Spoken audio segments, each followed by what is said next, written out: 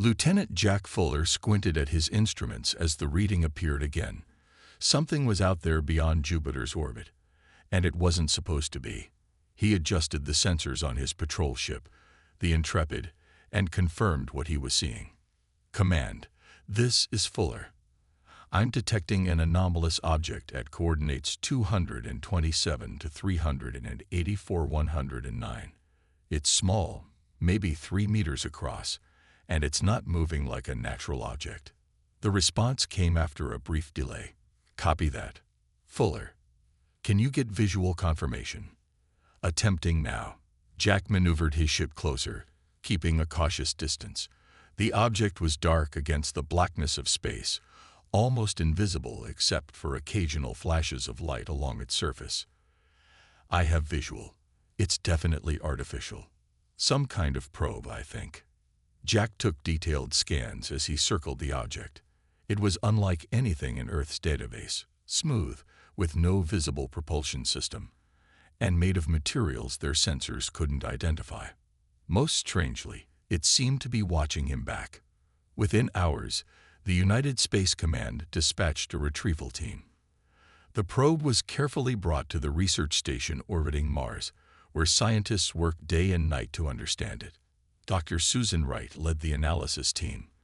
A brilliant physicist with a military background, she recognized the implications immediately. This isn't just advanced technology, she told the gathered officials during their briefing. It's beyond anything we theorized. The power source alone would revolutionize our understanding of physics.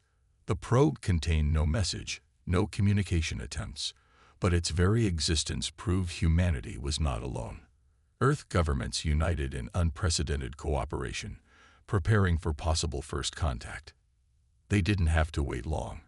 3 weeks after discovering the probe, multiple large objects appeared at the edge of the solar system. Unlike the probe, these announced themselves immediately. Greetings, people of Earth. We are representatives of the Galactic hegemony, a peaceful coalition of enlightened species. We come with friendship and opportunity. The message played on every communication device on Earth simultaneously. The alien vessels remained distant, a sign of respect for Earth's sovereignty, they claimed. The first meeting took place on neutral ground, the International Space Station. The aliens called themselves the Zarkon, tall, slender beings with iridescent skin that shifted colors as they spoke. They moved with deliberate grace and spoke perfect English, having analyzed Earth's broadcasts. We wish to welcome humans to the galactic community, their ambassador, Luranak, announced. Your species has shown remarkable progress in a short time. The hegemony offers protection, knowledge, and a place among the stars. World leaders were enthusiastic. Commander Susan Wright was not. Something about the Zarkon's behavior triggered her instincts. The way they asked questions about Earth's military capabilities while dismissing human inquiries about their own. Their insistence on cataloging Earth's resources. The subtle condescension in their explanations. They're hiding something, she told Admiral Hansen in private. They refer to us joining as a protected species with appropriate limitations. I don't like the sound of that. The hegemony's terms became clearer in subsequent meetings. Humans would gain access to some technologies, but not others. Earth would provide resources in exchange for protection. Human expansion would be limited to approved areas. It's for your own safety, Luranak explained. The galaxy contains many dangers for young species. While politicians debated the terms, Susan quietly began preparing alternatives. She secured funding for a secret military research program. She identified loyal officers who shared her concerns, and she made sure copies of all alien data were stored in secure locations. I hope I'm wrong, she told her small team. But if I'm right, Earth needs to be ready, because I don't think the hegemony is offering partnership. I think they're planning conquest. Ambassador Peter Martinez stepped off the transport onto the gleaming surface of Celtor, the capital world of the galactic hegemony. The air smelled faintly of cinnamon and ozone. Towering spires of crystalline material stretched toward the purple sky, where ships of various designs moved in orderly patterns. Welcome, Ambassador, said his Zarkon guide, Kelter. "We hope your journey was comfortable." "Very much so," Peter replied, hiding his exhaustion from the 3-week voyage. As Earth's first official representative to the hegemony, he carried tremendous responsibility. His mission: secure the best possible terms for humanity's entrance into galactic society. The first days were filled with ceremonies and introductions. Peter met representatives from dozens of alien species, all part of the hegemony. Some were friendly, others distant, but all seemed to regard him with a strange mix of curiosity and caution. On the 5th day, while attending a reception, Peter overheard 2 Zarkon officials speaking in their native language. Though they thought humans couldn't understand their complex tonal language, Peter had studied intensively. What he heard chilled him. "The humans must be restricted more severely than we initially proposed," one said. "Their aggression markers exceed safe parameters." Agreed. The Council already approved the resource extraction schedules. Their system contains exceptional mineral wealth. Peter maintained his pleasant expression while his mind raced. That night, he accessed the public information terminals, supposedly available to all hegemony citizens. Using diplomatic override codes, he delved deeper than the Zarkon expected he could. What he found confirmed his fears. The hegemony was not a partnership of equals. The Zarkon controlled everything, with other species arranged in tiers below them. Humans were designated as Category 3, dangerous primitives, to be contained and managed. The documents outlined a long-term plan to gradually strip Earth's resources while preventing human expansion beyond their solar system. Most disturbing were the references to other protected species that had been similarly approached generations ago. These civilizations now existed as little more than worker populations, their home planets largely depleted. Peter's diplomatic quarters were certainly monitored. He needed a secure way to warn Earth. Fortunately, he had come prepared. Scientist Lisa Morgan had given him a prototype quantum communication device before he left Earth. "It's undetectable by current technology," she had told him. "Use it only if necessary." That night, while his quarters appeared to show him sleeping peacefully, Peter transmitted everything he had discovered. At United Space Command Headquarters, Commander Susan Wright received the transmission. "It's worse than we feared," she told Admiral Hansen. "They see us as animals to be caged and exploited. Can we break off negotiations without revealing what we know?" The Admiral asked. "We need to stall," Susan replied. "Peter's information shows they have overwhelming military superiority. We need time to prepare." Back on Celtor, Peter continued his diplomatic mission with newfound purpose. Each day, he negotiated minor points endlessly, requesting clarifications and expressing cultural confusion to delay any final agreements. Meanwhile, he gathered more intelligence. He connected with representatives from other subjugated species, carefully building allies. A reptilian Vorlon diplomat slipped him access codes to restricted archives. A floating gaseous Nexeri shared secret transmission frequencies used by resistance movements. On Earth, Susan implemented her contingency plans with renewed urgency. Military production was disguised as civilian infrastructure. Scientists worked around the clock adapting the small pieces of alien technology they had managed to study. "The hegemony expects us to be obedient," Susan told her growing team of officers and scientists. "They think we'll be grateful for the scraps they throw us, while they take everything of value. They'd done this before to others who couldn't fight back." She looked at the star map showing the vast hegemony territory surrounding Earth's tiny solar system. "We're going to show them humans aren't like the others." The massive hegemony mining ships entered the solar system without warning. There were 7 of them, each larger than the biggest vessels humans had ever built. They'd moved past Earth without acknowledgement, heading straight for Mars. "They've invoked Article 8 of the preliminary treaty," explained the Zarkon ambassador during an emergency meeting with Earth's United Council. "It grants the hegemony access to uninhabited planets for resource extraction." "Mars isn't uninhabited," protested the council president. "We have research colonies there with over 1,000 people." The ambassador's skin flickered with patches of blue, a sign of dismissal in Zarkon body language. The treaty defines inhabited as having a native population. Your outposts are not considered settlements under galactic law. On Mars, the scientists and engineers of Olympus Base watched with growing alarm as the alien ships descended toward the Tharsis mining region. The base commander, Dr. Ben Garrett, sent an urgent message to Earth. The hegemony ships are setting up directly over our primary water extraction field. We've tried communicating, but they're ignoring us. Commander Susan Wright immediately contacted the Zarkon liaison. Your ships are endangering our people. That area is vital to the Mars colony's survival. We'll be finished within your month, came the cold reply. The humans can suspend operations temporarily. Without the water extraction field, Olympus Base would deplete its reserves in 2 weeks.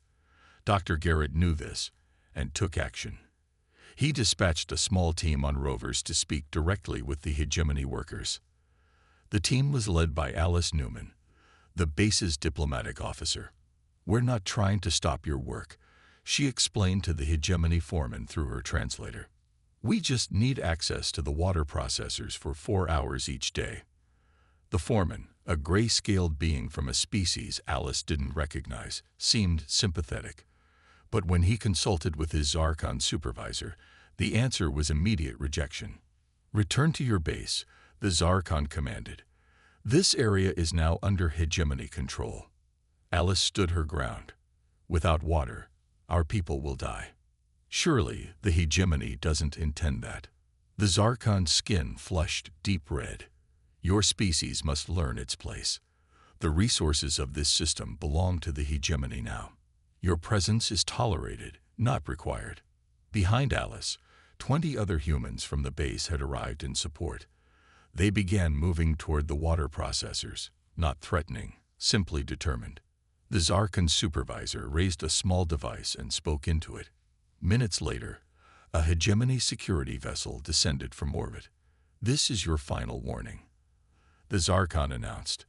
"Leave or face consequences." Dr. Garrett's voice came through Alice's communicator. "Pull your people back, Alice." "That's an order." The humans reluctantly retreated, but remained within sight of the facility. The hegemony security vessel positioned itself above them. On Earth, Susan Wright watched the live feed with growing dread. They wouldn't actually attack unarmed civilians, Admiral Hansen said beside her.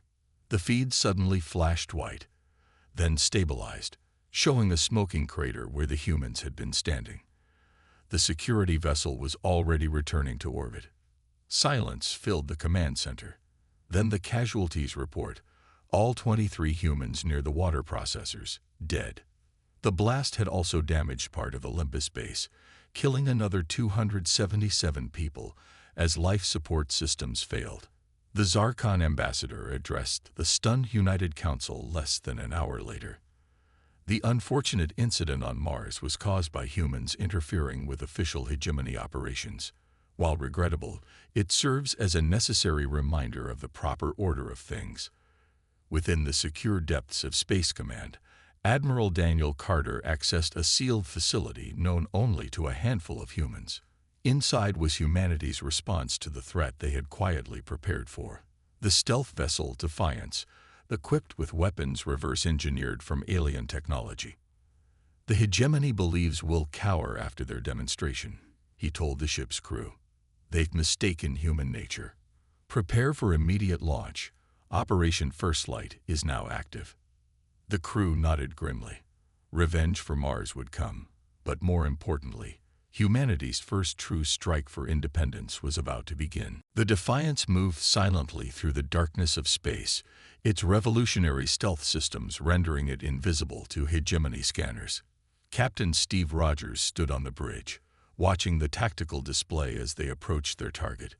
The Vega Supply Depot, a crucial hegemony facility that fueled their military operations in 3 sectors. "All systems nominal," reported his first officer.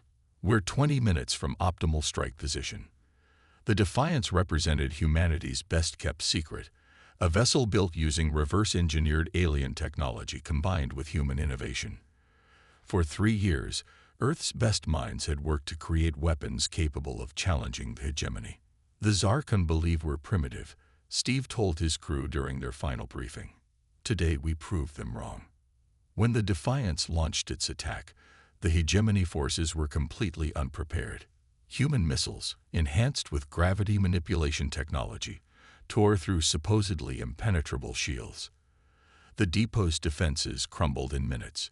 Not a single shot was fired at the Defiance. The enemy never even saw them coming. As the depot erupted into flames, Steve sent a simple message across all hegemony frequencies. For Mars. Then the Defiance vanished back into the darkness. The attack sent shockwaves through the hegemony leadership. Emergency meetings were called on Celtor as military commanders tried to explain how a primitive species had inflicted such devastation. Impossible, shouted Supreme Commander Vartek, his skin flashing angry red patterns. Their technology is centuries behind ours. They cannot have stealth capabilities or weapons of this magnitude. The intelligence director, Mivinar, displayed biological data on the central screen. We have underestimated the humans. New analysis shows they are physiologically unique among known species. Their endurance, pain tolerance, and adaptability exceed standard parameters. Explain, demanded the Zarkon Emperor. Most spacefaring species evolved in stable environments. Mivnar continued. Humans come from a world of constant change and threats. Their bodies can withstand conditions that would kill most sentient beings. Their minds can process stress and danger without shutting down. Videos played showing human achievements. Climbers scaling impossible mountains, divers plunging into crushing depths, explorers surviving in frozen wastelands. Even more concerning, Mivnar added, they seem capable of rapid technological adaptation. They've taken pieces of our technology and modified them in ways we never considered. The Emperor's decision was swift. Declare humans a biological threat to galactic stability. Deploy the Fourth Fleet to their system. This rebellion must be crushed completely. News of the Defiance's success spread quickly on Earth. Nations that had been hesitant to support military action now joined the cause. Hidden factories revealed advanced weapons systems that had been developed in secret. United Space Command unveiled a defense network that had been disguised as communication satellites. Most surprisingly, Earth began receiving encrypted messages from throughout hegemony space. Other subjugated species had watched the human strike with growing hope. Small resistance movements that had been operating for generations suddenly found new courage. Captain Kate Harmon was assigned to follow up on these potential allies. Her ship, the Venture, used the same stealth technology as the Defiance. Her mission: make contact with resistance leaders among the oppressed civilizations. Her first meeting was with Krell, a Vorlon rebel operating from the shadows of his occupied homeworld. The reptilian alien studied Kate with compound eyes that reflected the dim light of their meeting place. For 300 years, we have fought small battles against the Zarkon, Krell said. Yet you humans, in mere months, have done what we thought impossible. We need allies, Kate replied simply. And you need hope.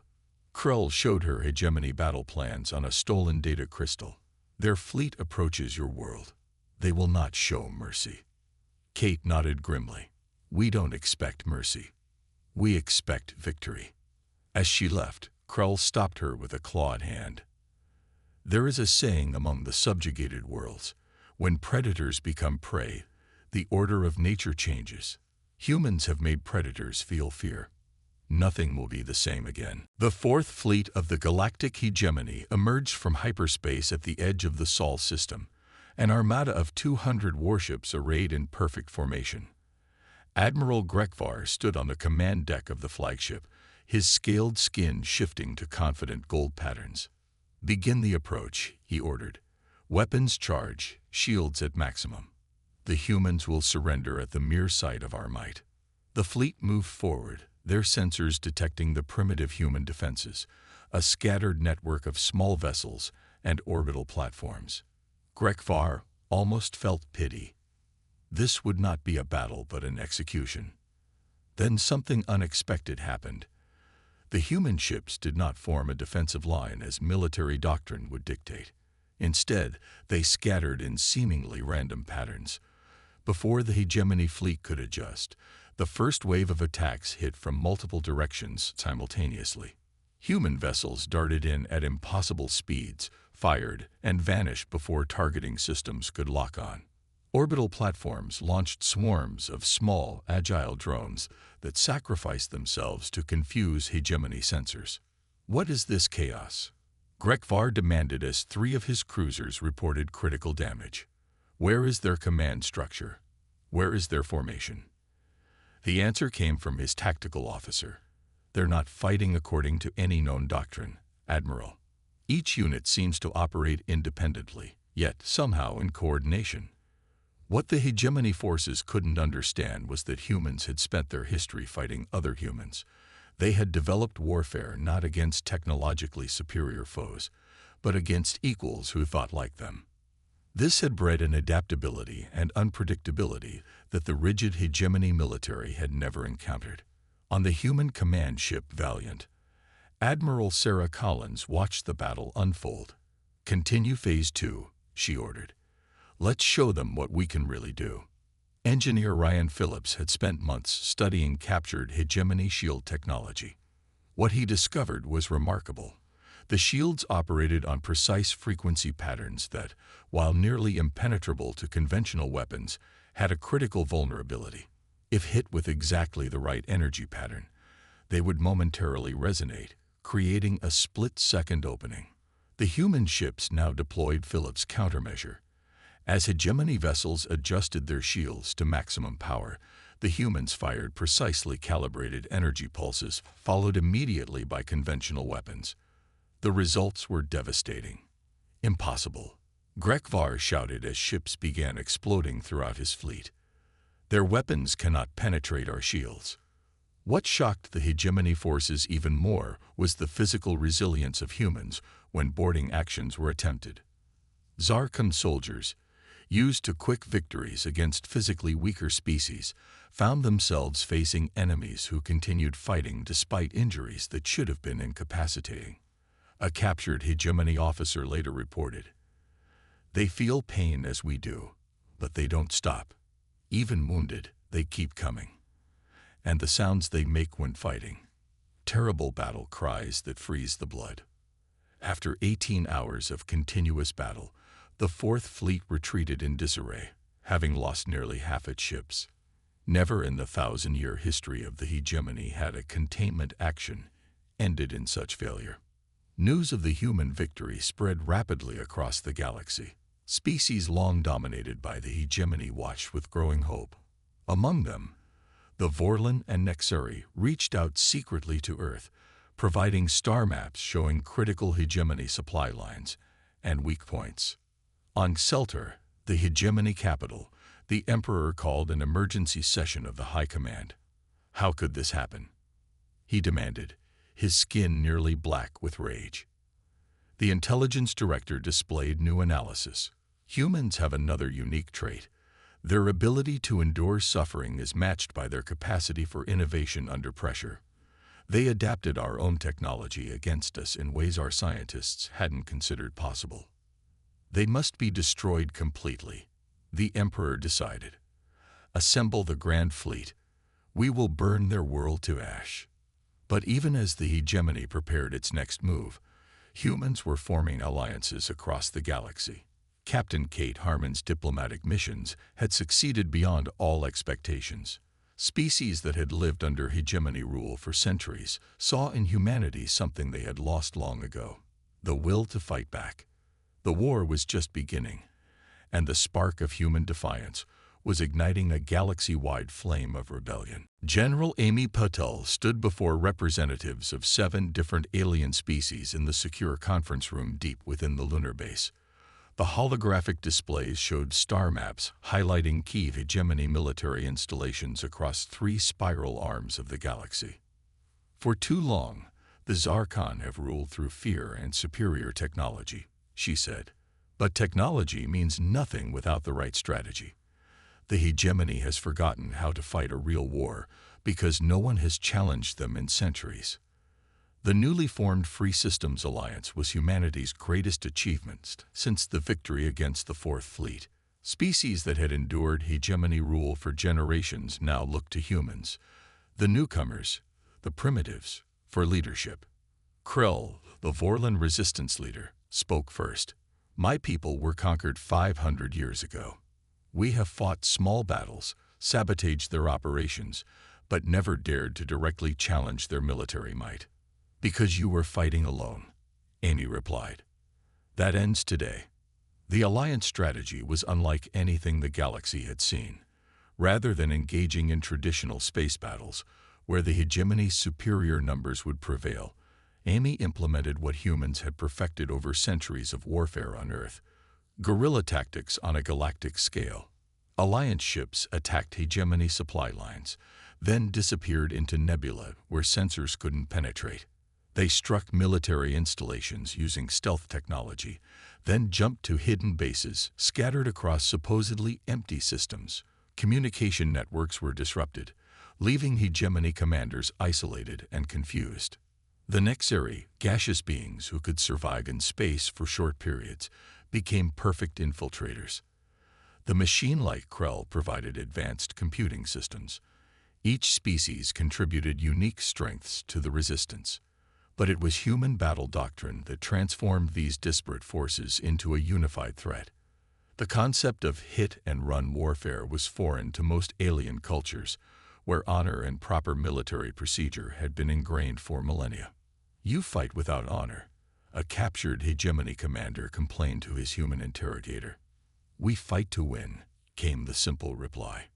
As months passed, the Alliance grew stronger.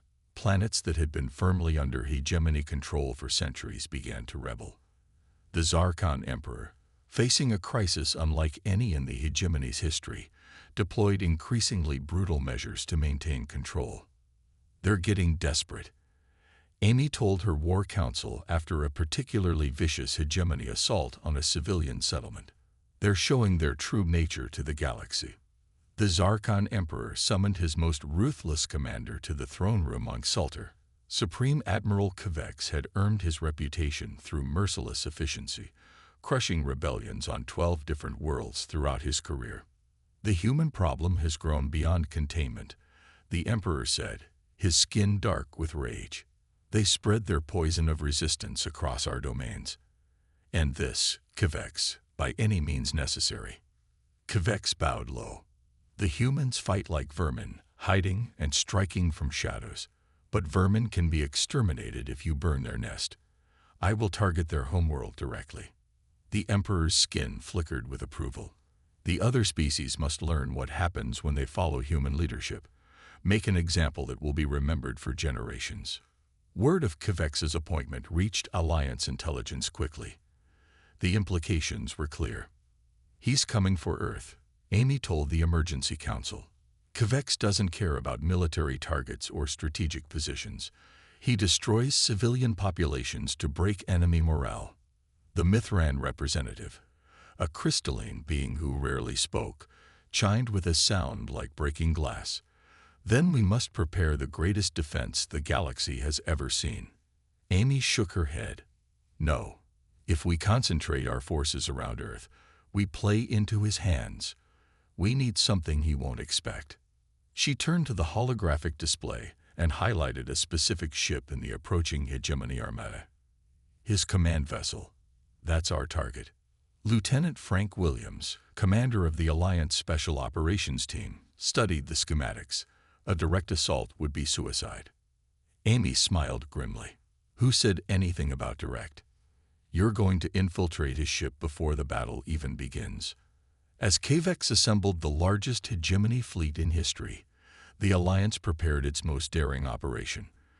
The final confrontation for Earth and the future of the galaxy was about to begin. The hegemony Grand Fleet emerged from hyperspace like a storm front, thousands of warships filling Earth's skies with their ominous presence.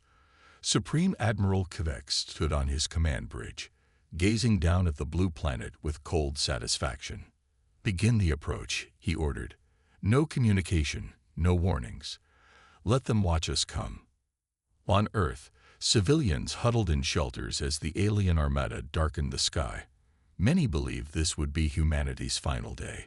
The Alliance defense fleet seemed hopelessly outnumbered, a thin line of ships standing between Kivex's forces and Earth.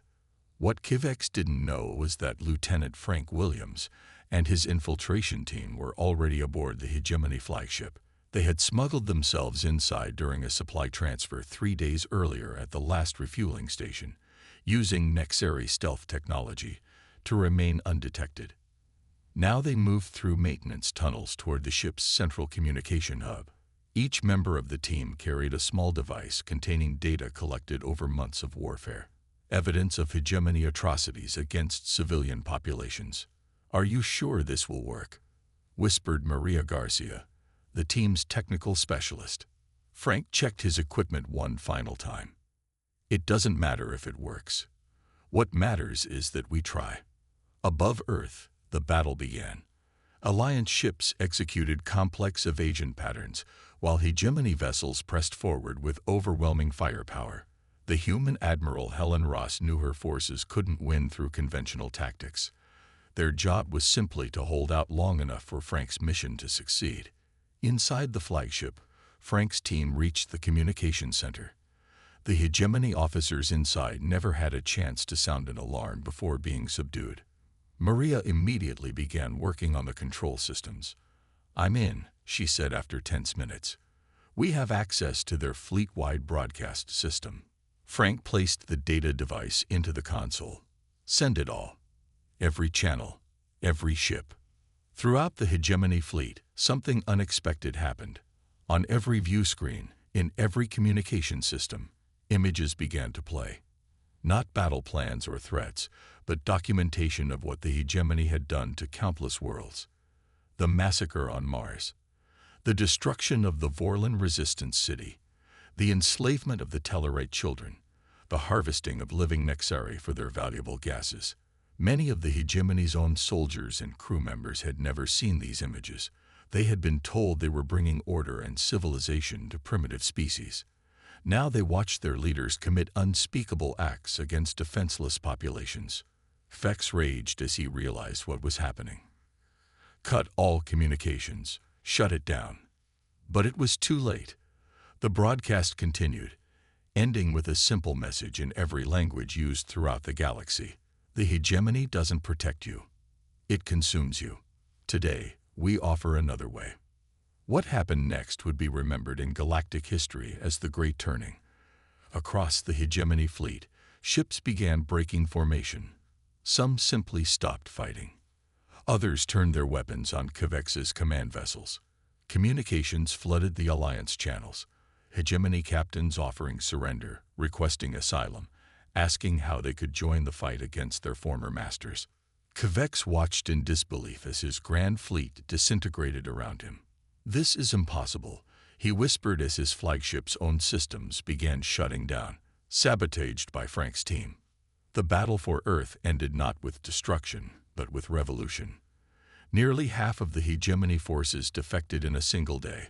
Those loyal to the Emperor retreated in disarray. 1 month later, representatives from 37 species gathered on Earth to sign the Terra Accords.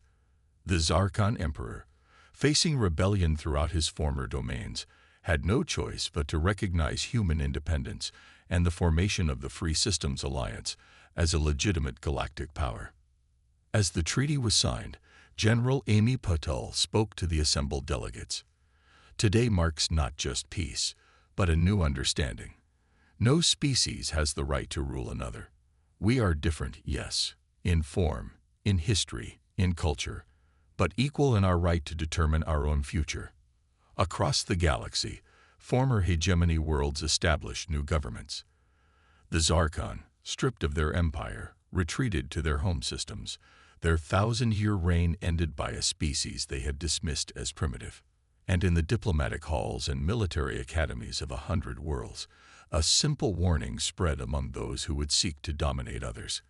When humans fight back, run. I'd be happy to write Part 8, though I should mention that the original outline you shared had 7 parts, and we've now completed all of them, Parts 1 to 7. but I'll create a continuation for the story. 5 years after the signing of the Terra Accords, the galaxy had transformed in ways few could have imagined. Earth, once a backwater planet at the edge of explored space, now stood as the diplomatic center of the Free Systems Alliance. John Miller walked through the grand halls of the Alliance headquarters in Geneva, still amazed at how quickly humans had adapted to their new role in galactic society. As the newly appointed Director of Interspecies Relations, he was responsible for maintaining the delicate balance between 37 different species, each with their own interests and cultural perspectives. Director Miller, the Vorlon delegation has arrived, his assistant informed him. John nodded and straightened his uniform. The Vorlons had been humanity's first true allies during the war, and their friendship remained crucial to the Alliance's stability. The meeting chamber represented the new galactic order. Unlike the hegemony's hierarchical arrangements, where the Zarkon always occupy elevated positions, the Alliance chamber was circular, with all representatives seated at equal height. Today's session would address one of the most sensitive issues since the war's end. "The reports are confirmed," said Krell, now the Vorlon ambassador. "Zarkon ships have been observed beyond their permitted boundaries.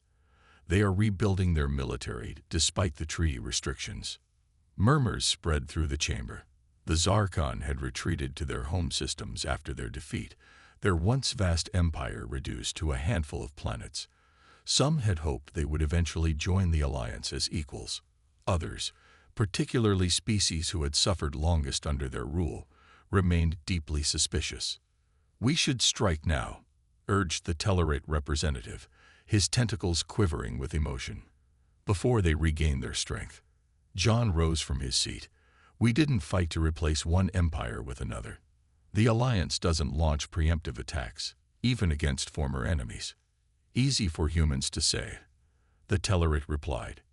"Your people suffered for months. Mine suffered for centuries." The debate grew heated, with old wounds and fresh fears threatening the fragile peace. Finally, Admiral Sarah Collins, the hero of the Earth defense, addressed the chamber. "I understand the desire for security," she said quietly. "But if we strike the Zarkon without provocation, we become what we fought against. Instead, I propose a diplomatic mission to their homeworld. Let's face this directly." 2 weeks later, John found himself aboard the Alliance flagship Harmony, approaching Celtor for the first time since the war. The planet looked different now.